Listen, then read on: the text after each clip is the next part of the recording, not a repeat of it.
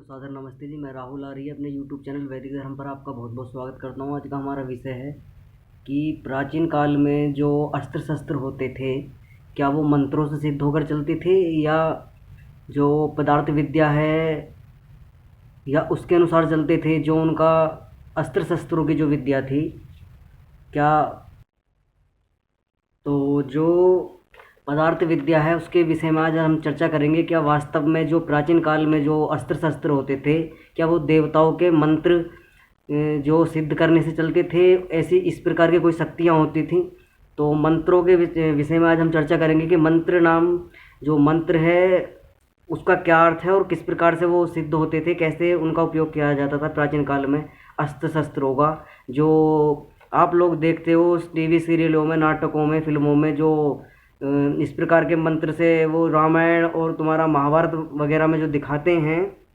कि मंत्र सिद्ध करते हैं देवता उसमें से, और फिर अग्नि और इस प्रकार के जल और ये सब निकलते हैं उसमें से धुआं वगैरह। तो आज हम इसमें स्पष्ट करेंगे कि क्या वास्तव में जो थे इसी प्रकार से मंत्र सिद्ध होते थे, क्या इसी प्रकार की विद्या थी तब। तो इसी पर हम चर्चा करेंगे आज। जो अग्नि अस्त्र आदि विद्या लिखी वह सत्य वह है या नहीं, तो वह बंदूक तो उस समय में भी थी या नहीं। तो महर्षि दयानंद सरस्वती इसका उत्तर दे रहे हैं कि जो सवाल किया है कि यह बात सच्ची है, यह शस्त्र भी थे, क्योंकि पदार्थ विद्या से इन सब बातों का संभव है। क्या और आगे का जो प्रश्न है कि महर्षि दयानंद सरस्वती उत्तर दे रहे हैं कि महर्षि दयानंद सरस्वती से पूछा गया कि अग्नि संयंत्र यंत्र जो उस प्रकार के जो यंत्र होते थे युद्ध में जो यूज होते थे, क्या बंदूक और तोप वगैरह उस समय थी। तो महर्षि दयानंद सरस्वती कह रहे हैं कि ये सब सामग्री युद्ध के दौरान होती थी और सभी राजा महाराजाओं के क्षत्रियों के पास में इस प्रकार की सामग्री ये युद्ध करने की होती थी। आगे लिखते हैं महर्षि दयानंद सरस्वती, यह बात सच है कि शस्त्र भी थे, क्योंकि पदार्थ विद्या से इन सब बातों का संभव है। आगे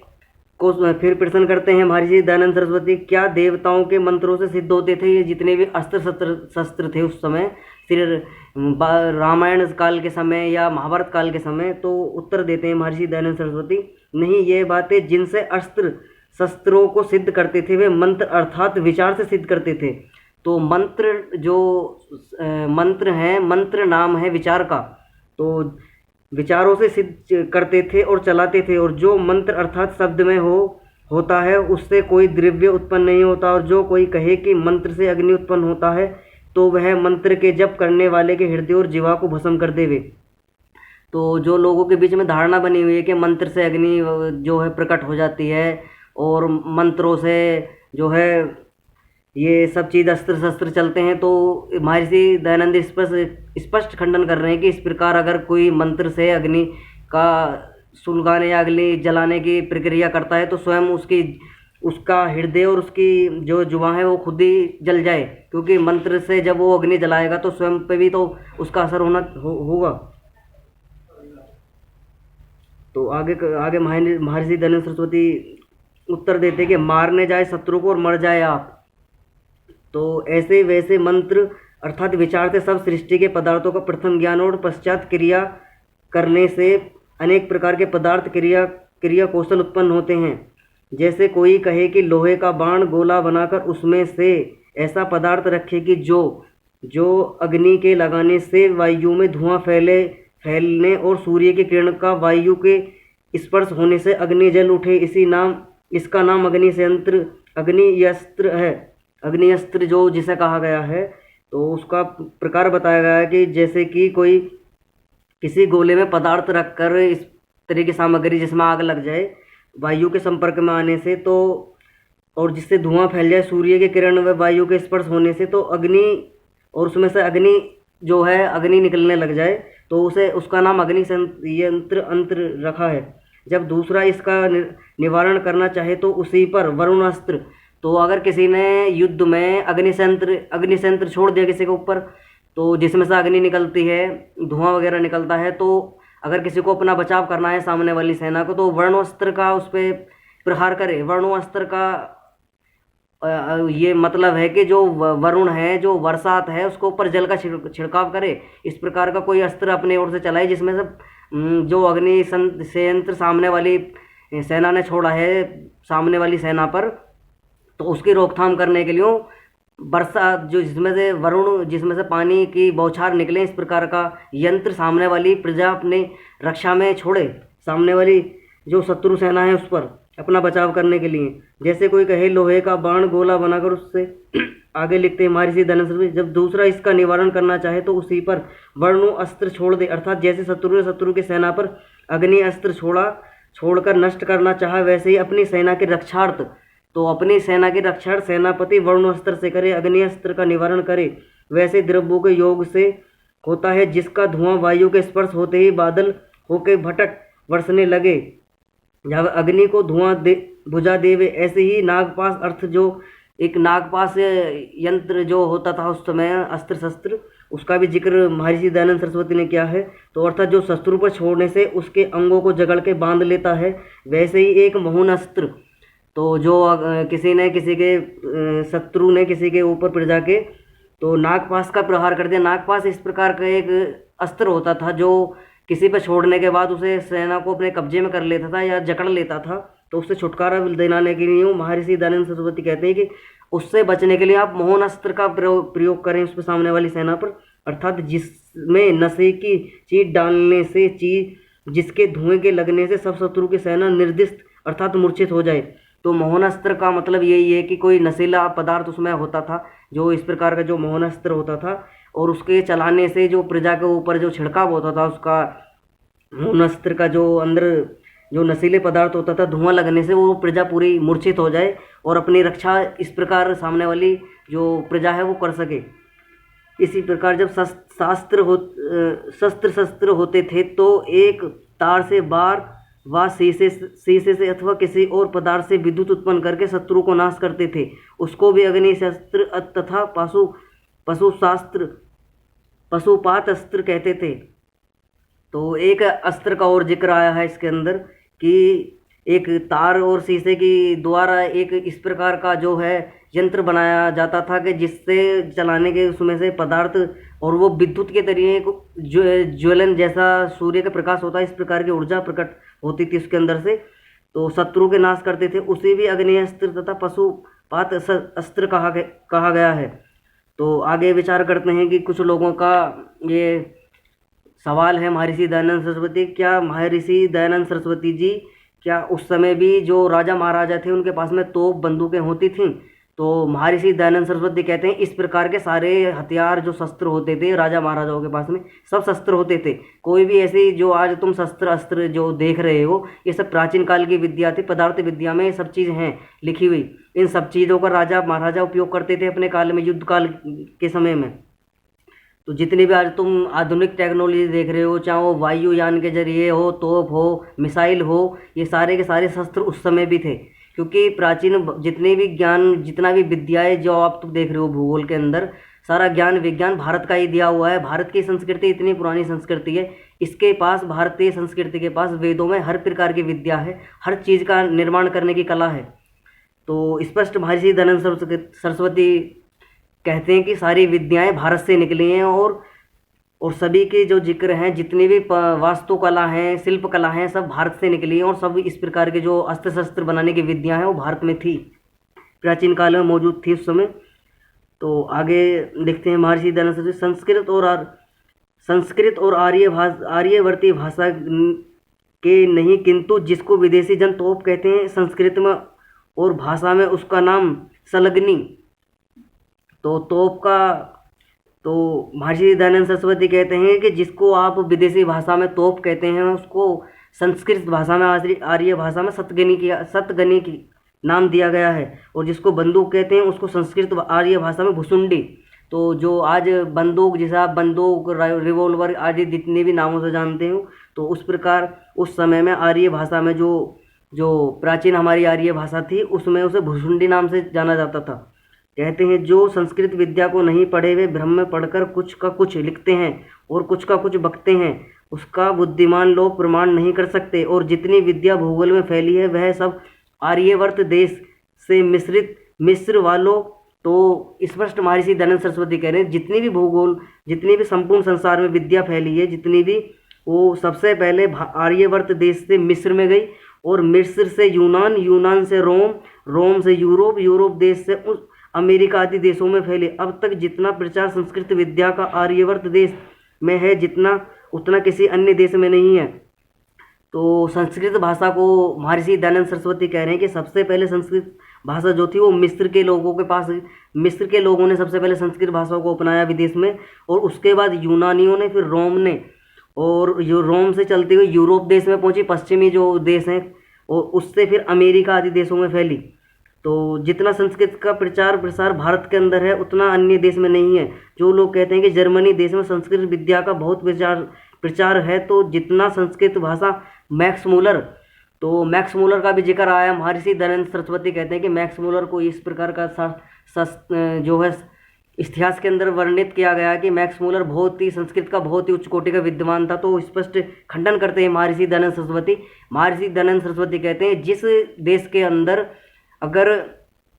वेद विद्या का कोई, अगर जिस भाषा का प्रचलन ना हो, कोई अगर अन्य देश से उस भाषा को सीखा जाए तो उसको बहुत ही महत्व दिया जाता है।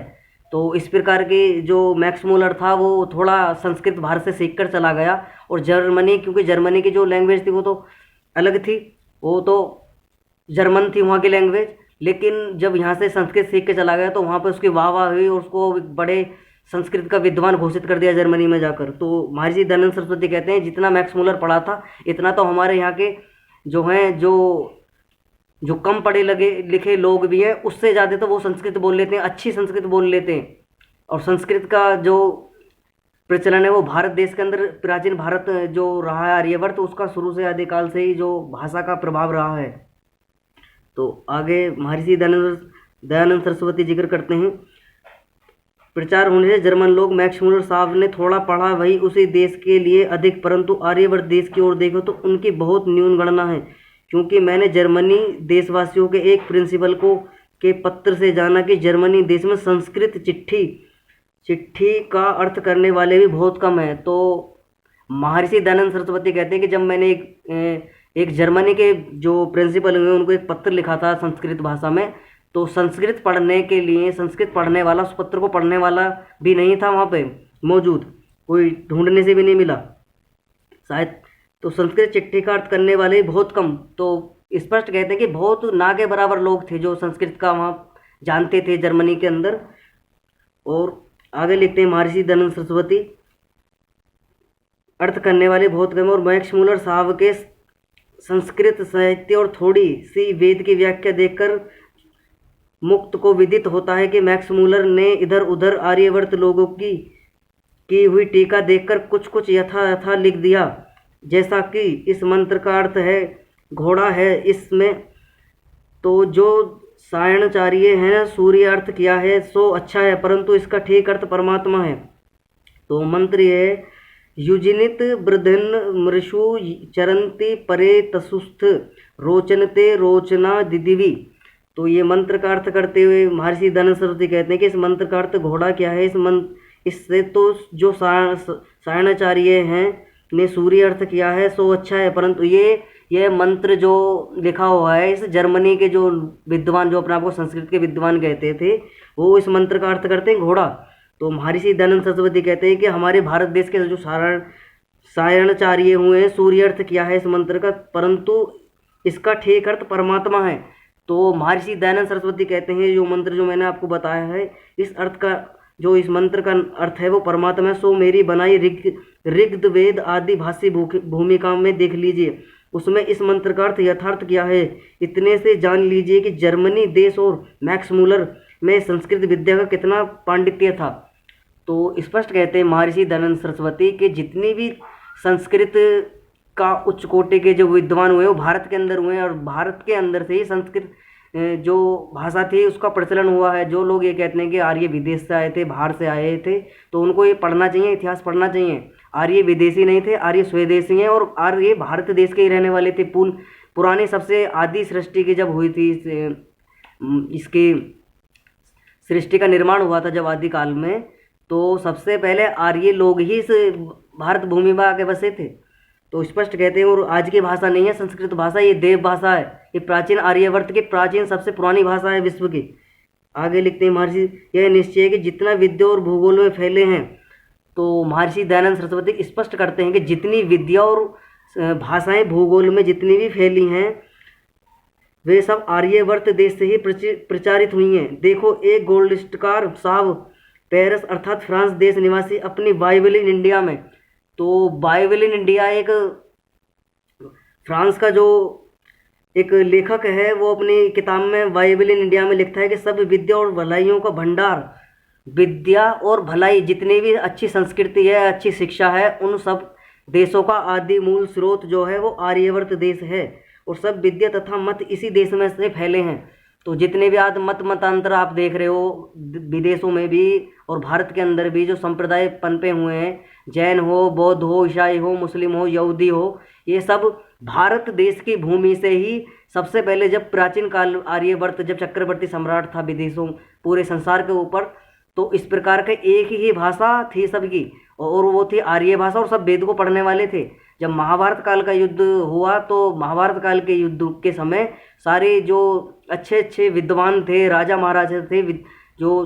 जो संस्कृत भाषा के पूर्ण विद्वान थे, वो सब लोग मारे गए युद्ध के अंदर। तो स्पष्ट महर्षि दयानंद सरस्वती कहते हैं और ये बात जो लिख रहा है ये फ्रांस का जो एक लेखक हुआ है अपनी बाइबल इन इंडिया के अंदर जिक्र कर रहा है भारत का कि जितनी भी भूगोल के अंदर सारी विद्या और जितना भी ज्ञान विज्ञान फैला हुआ है सब भारत से निकला हुआ है। तो आगे लिखते हैं महर्षि दयानंद सरस्वती, इसी देश में फैले परमात्मा की प्रार्थना करते हैं कि हे परमेश्वर। और महर्षि दयानंद सरस्वती स्पष्ट जिक्र करते हैं कि जितने भी विदेशी हैं वो सब यह कहते हैं जैसी तरक्की भारतवर्ष देश की है परमपिता परमात्मा, वैसे ही तरक्की, वैसे ही खुशहाली हमारे देश की हो, ऐसे ही उन्नति हमारी देश की भी हो। तो आर्यवर्त देश के पूर्वत्व में जैसी हमारे देश की कीजिए। लिखते हैं उस ग्रंथ में देख लो। तथा दारासिको बादशाह ने भी यह निश्चय किया। तो दारासिको जो हुआ था, जो उपनिषदों का पूर्ण विद्वान, जिसे दारासिको जो अपने समय का मुगल सम्राट था, दारासिको जो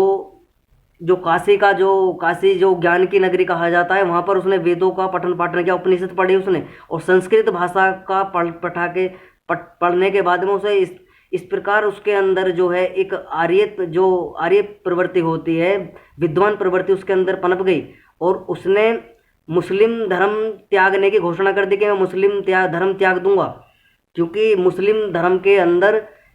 इस प्रकार के जो मेरे अंदर जो जिज्ञासा थी, वो मेरी जिज्ञासा जो शांत हुई है ज्ञान के आधार पर, वो संस्कृत भाषा को पढ़ने के आधार पर, संस्कृत में जो जितने भी ग्रंथ आर्यवर्त देश के अंदर लिखे हुए हैं, सच्चे शास्त्र जो लिखे हुए हैं, दर्शन, उपनिषद, वेद, उनके अंदर जो विद्या है वो अच्छी विद्या है और वो मनुष्य को